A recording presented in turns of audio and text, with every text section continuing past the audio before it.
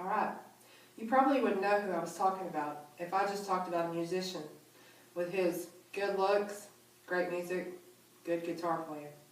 But you'd definitely know who I was talking about if I said king of rock and roll and gyrating hips.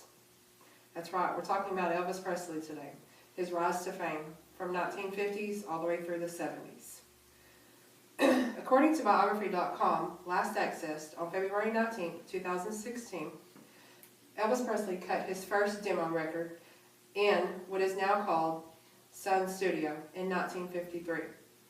His first single, That's Alright, was cut in 1954, and in 1955 he signed with RCA Records. His first #1 hit was Heartbreak Hotel, which held #1 for 8 weeks. As you can see by the first slide, Elvis knew how to play the guitar to get a crowd going. Also, on rockhall.com, last access on February 19, 2016, Jailhouse Rock, Hound Dog, and an all-time favorite, All Shook Up, were recorded by Elvis. All of these in 1956, and they are all big hits for Elvis. In the late 50s, he started touring. In 1955, as you can see by this slide, all the women adored him. They all flocked to him at his concerts and his touring, making him irresistible to some women. In 1956, Love Me Tender was one of his #1 hits, and then in 1958 he got drafted to the Army. As you can tell while he was there, it didn't stop him from playing his music and his guitar. He did it for his fellow people. He served 2 years in this army in Germany. This is also where he met his wife. In 1960, he continued recording and even acting. There was 3 films filmed between 1961 and 1964. According to biography.com, a couple of these were Blue Hawaii and Viva Las Vegas.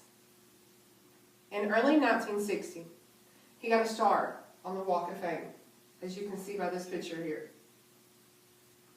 In 1967, he married his girlfriend, Priscilla Presley. Within a year, in 1968, they had a daughter, Lisa Marie Presley. We're going into the 1970s, where he devoted his time to performing for crowds around the country. He was an icon to everyone. And according to rockhall.com, he died of a heart attack in Graceland, in his mansion in Memphis, Tennessee, on August 16, 1977, at the age of 42. He holds the most records, most top 40 hits, most top 10 hits, and most weeks at #1. As you can see by the last slide, he is the king of rock and roll. We all know him as that. His music is still played on the radio today, and his home in Graceland, in Tennessee, is a tourist attraction. People come from all over the world to see Graceland.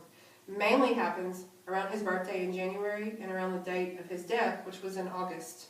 Elvis Presley is an icon to many, and his life was documented in many ways for us to enjoy.